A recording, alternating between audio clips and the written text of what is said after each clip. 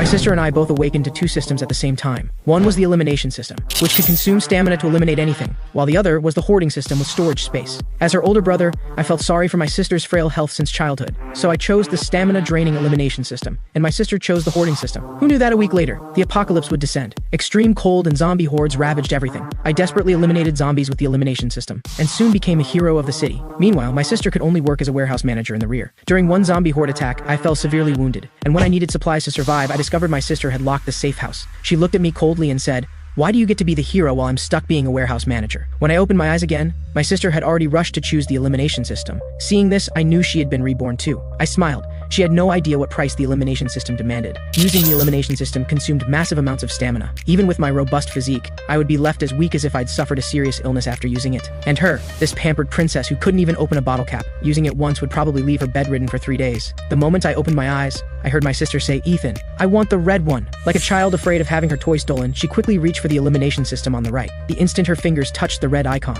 an ecstatic smile spread across her face. In this life, it's my turn to be the hero everyone admires. Then she looked back at me with eyes full of smugness and contempt. "Foolish brother, you don't know yet, do you? I've taken the strongest ability. In this life, you'll be the one begging me." I leisurely walked toward the abandoned hoarding system. "Chloe, are you sure you want that one? It looks like a combat type. Very tough work." Having obtained what she thought was a divine ability, Chloe was inflated with ego. She flipped her hair and said with feigned maturity, "Ethan, I've thought it through. You've protected me all my life, so this time let me protect you. I'll handle all the fighting and dirty work. That golden one is probably just storage space, perfect for someone meticulous like you. You can handle logistics? Protect me?" I sneered inwardly. She wants to turn me into her tool too. And then, just like I protected her in the last life, drain every bit of value from me. I ignored her and reached out to gently touch the golden symbol before me. A warm golden light instantly enveloped me. System binding successful. Host Ethan. Ability, Infinite Hoarding Level 1. Time until apocalypse, 167 hours 59 minutes. Meanwhile, having successfully bound her system, Chloe excitedly waved her arms at the air. The crystal ashtray on the coffee table vanished instantly. Chloe's face went pale. She clutched her chest and gasped for breath, but then showed an expression of wild joy. "It's real. It's really real. I have that power." She turned to look at me, her eyes no longer showing their usual dependence, but naked arrogance. "Ethan, I'm a bit tired. Get me some water, and give me the bank card Mom and Dad left us. I need to go buy some things to prepare." Her tone was like she was ordering a servant. Looking at this sister who had pushed me into the abyss in my past life, I slowly uttered one word: scram. The air froze in that second. The smile on my sister's face stiffened, and she even doubted she'd heard correctly. All my life, I had indulged her every whim. "Ethan, what did you just say? Are you upset I took the red system? But I'm doing it to protect you." I said, "Get out." I stood up and looked down at Chloe. "Also, this is my house. You have 10 minutes to pack your things and get out." "Are you insane?" Chloe finally dropped her act. "I've awakened the strongest ability. Do you know what that means? The apocalypse is coming. Only I can protect you. If you offend me now, I won't help you even when you beg." She was too confident, thinking I would still grovel before her like in the last life. I smiled and stepped closer to Chloe, backing her into a corner. "The strongest ability?" I suddenly punched the wall next to her ear. With a loud bang, Chloe screamed and crouched down, covering her head. "Your so-called ability, is it just making your few shabby clothes disappear? Did you forget that your ability can only eliminate, not create food? In 7 days, the temperature will drop to minus 60 degrees. Without food or clothing, even if you can eliminate an entire building, you'll freeze and starve to death." Chloe's body trembled. She had indeed overlooked this problem, but she quickly stiffened her neck and shouted, "So what? I can take by force. Whoever refuses to give me supplies, I'll make them disappear. As for you, what use is guarding a broken warehouse? You'll still have to rely on me. Is that so? Then good luck to you." I was too lazy to waste more words on her. I walked to the door and yanked it open. "Now, immediately get out, or I'll have security drag you out. Don't forget, this is still a society of law. I can call the police for trespassing." Chloe looked at my resolute back, shock flashing across her face. "Fine. Very well. Since you're so heartless, don't blame me for being ruthless. When the apocalypse comes, I'll watch you beg me with your pile of junk. Ethan, don't regret this." Chloe rushed into the room and haphazardly stuffed some clothes and jewelry into a suitcase, then dragged the luggage out the door in a fury. Before leaving, she glared at me viciously. "In this life, I'll make you die like a dog before my eyes." The door slammed shut. I leaned against it and let out a long breath. Step 1. Severed ties complete. Without this ungrateful wretch ready to backstab me at any moment, I could finally go all out. Then I took out my phone and checked the time. January 15th, 2026, 10 a.m. Exactly 7 days until the apocalypse. I listed the house I owned, worth about $8 million, online at a 20% discount. Combined with the inheritance from our parents, that made about $11 million. To build a doomsday fortress that could withstand minus 70-degree cold and zombie hordes, plus stockpile enough supplies for several lifetimes, this money wasn't even close to enough. Then I called the bank and mortgaged my company shares and current house. I also made calls to several private lenders, and maxed out all major online loan platforms and credit cards. Like a crazed gambler, in just one afternoon, I had $16 million in liquid funds. That should be enough. Looking at that dizzying string of numbers in my bank account, I felt no excitement, only urgency. Money was just waste paper. Only supplies could save lives. I drove the SUV I hadn't sold yet straight to the suburbs. My target was clear, the abandoned cold chain logistics park in the western suburbs. It used to be the city's largest cold storage facility, later abandoned when the owner embezzled funds and fled. The location was remote, with open terrain all around. Easy to defend, hard to attack. In my past life, it was occupied by a gang and became one of the largest survivor bases. In this life, it would be mine. I found the old man watching over the site and slapped down $20,000 in cash, telling him I wanted to rent it. For setting up a horror escape room for half a month. No contract, just the keys. Looking at the thick stack of bills, the old man smiled so wide his dentures nearly fell out, and handed over the keys without a second word. The moment I got the keys, I locked the main gate and walked into the massive underground cold storage. Though abandoned for 2 years, being 10 meters underground kept it cold and damp. About 3,000 square meters with an 8-meter ceiling. System, scan current space, I commanded mentally. Scan complete. Semi-enclosed underground space detected. Meets safe house renovation requirements. Activate space anchoring. Once anchored, this space will serve as a material transfer station in the real world. You can teleport external materials directly here, at will,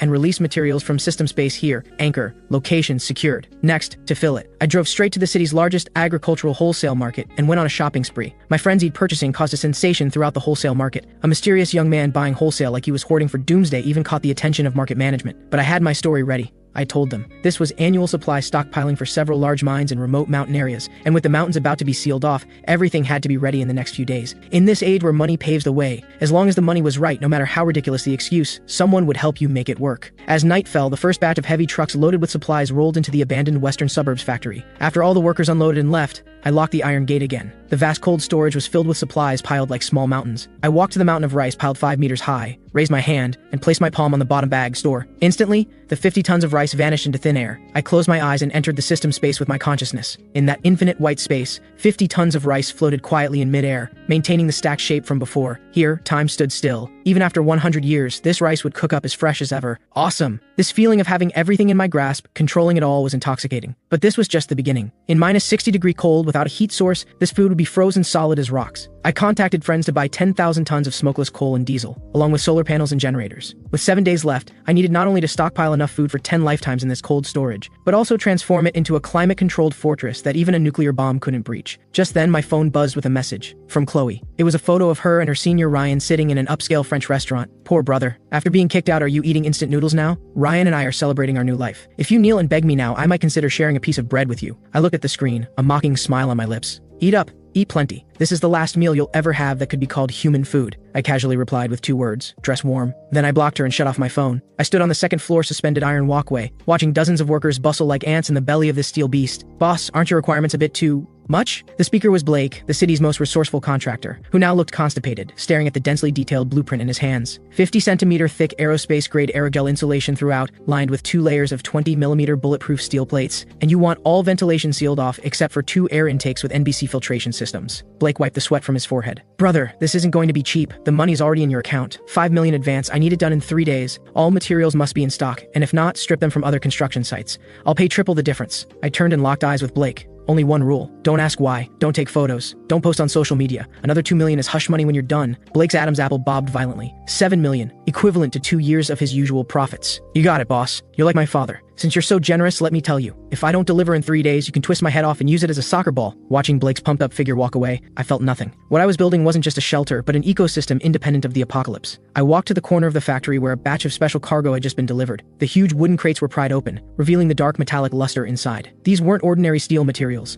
but high-voltage electric fence generators and military-grade blast-proof glass obtained through special channels. In the early apocalypse, the most terrifying thing wasn't zombies but human nature. When hunger and cold turned people into beasts, ordinary roll-up doors were as fragile as paper before mobs. System, store all these building materials and adjust their positions according to the blueprint. During the workers' dinner break, I lightly touched the heavy blast-proof glass, and dozens of tons of materials vanished instantly. Then under the system's precise control, seamlessly embedded themselves into the skylight positions at the top of the factory. As the last construction vehicle drove away, the massive iron gate slowly closed. Standing in the center of this steel fortress that was completely mine, looking at the room full of supplies piled like mountains, not enough. Far from enough. I checked my phone balance. Less than 500,000 left. My purchasing power through legitimate channels was exhausted. Next came the night of $0 shopping. 2 a.m. at the East Harbor Bonded Logistics Center. This was the city's largest import-export distribution hub, with tens of thousands of shipping containers stacked like building blocks at the docks, filled with premium goods from around the world. That night, I practically emptied half the bonded zone's high-value warehouses, until a slight stabbing pain in my brain warned me of mental energy overuse. I reluctantly stopped. Just as I was about to leave, a sudden roar of engines shattered the night silence. Several black modified SUVs roared into the port, stopping in front of a concealed warehouse not far away. The car doors opened, and a dozen tattooed thugs got out. A bald man in the lead was loudly berating his subordinates. "Move the stuff, hurry up. Dragon said the shipment must be moved tonight." The authorities had been watching closely. The boxes they were moving bore prominent hazardous material warnings. I narrowed my eyes and activated the system's long-range scanning. Scan results: TNT explosives, detonators, industrial nitric acid, munitions. My heart skipped a beat. This was a smuggling point for the Black Shark Gang,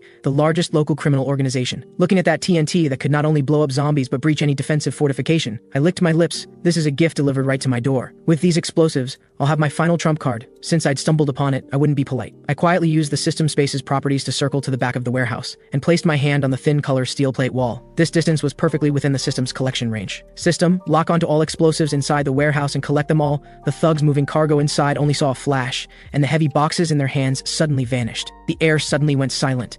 Over a dozen gang members stood frozen, carrying positions, gripping empty air, staring at each other bewildered. Holy shit, where are the boxes? This is insane. Dragon, we have a problem. The goods are gone, all gone. The bald leader rushed over and stared at the empty warehouse, his expression shifting from fury to terror to existential crisis. Who did this? Get out here. He drew his pistol and waved it wildly at the air. By then, I had already used the chaos to scale the port's perimeter wall and vanished into the night. 24-hour countdown. The city on its last day remained bustling, no one knowing this was the old world's final twilight. The meteorological station issued a blue cold wave warning, forecasting a temperature drop of 10 to 15 degrees tomorrow. Nobody took it seriously. At most, they'd wear an extra layer of long underwear. I didn't go out again, staying in the western suburbs fortress doing final checks. All doors and windows had been welded shut, leaving only one main entrance. I opened my phone one last time to check social media. Chloe had posted an update an hour ago. Though winter is coming, my heart is warm. Thanks for the surprise, Ryan. The future is bright. Some people can just rot with their dirty money. I smiled brilliantly. I liked it, then commented, "Enjoy it while you can." Just then, the drizzle outside suddenly stopped. Immediately after, a ping-pong ball-sized hailstone slammed heavily against the blast-proof glass. Then came the second, the third. Hail poured down like bullets. Following that came howling winds, and temperatures plummeted. An emergency news alert popped up on my phone screen. Breaking news! Due to a superpolar vortex, global temperatures will plunge 50 degrees in the next 3 hours. All citizens return home immediately. Immediately. This is not a drill. The apocalypse had arrived. In just 10 minutes, the world outside changed color. The road surface froze over with thick black ice in an incredibly short time. A dozen cars collided, instantly bursting into flames. But before the flames could spread, the extreme cold suppressed them, freezing them in an eerie state. People inside the cars tried desperately to push open the doors, but they were frozen shut. Someone smashed a car window and climbed out, but the moment they touched the outside air, it was like all their heat was drained. Their movements instantly stiffened, their terrified expression frozen on their face, turning into a lifelike ice sculpture. The indoor thermometer showed the outside temperature had dropped below minus 30 degrees and was still falling at 1 degree per minute. Inside the safe house, the temperature held steady at 24 degrees. I took off my jacket, wearing only a thin t-shirt, and popped a perfectly seared piece of Wagyu into my mouth. Comfortable. Meanwhile, in a high-end apartment downtown, Chloe wrapped herself in her newly bought cashmere blanket, still shivering uncontrollably. Just now, the entire complex's heating system had collapsed due to burst pipes, and the temperature inside had dropped to minus 5 degrees. Though not yet fatal, for the pampered Chloe, this was already hell. "Ryan, think of something. We're going to freeze to death." She pushed Ryan beside her. Ryan was also freezing badly, frantically layering all his clothes on. "Stop nagging. I'm cold too. This damn weather changed so suddenly. Quick, find some heat packs. The heat packs are in that box." Chloe pointed to the corner. They fumbled around, searching, only to find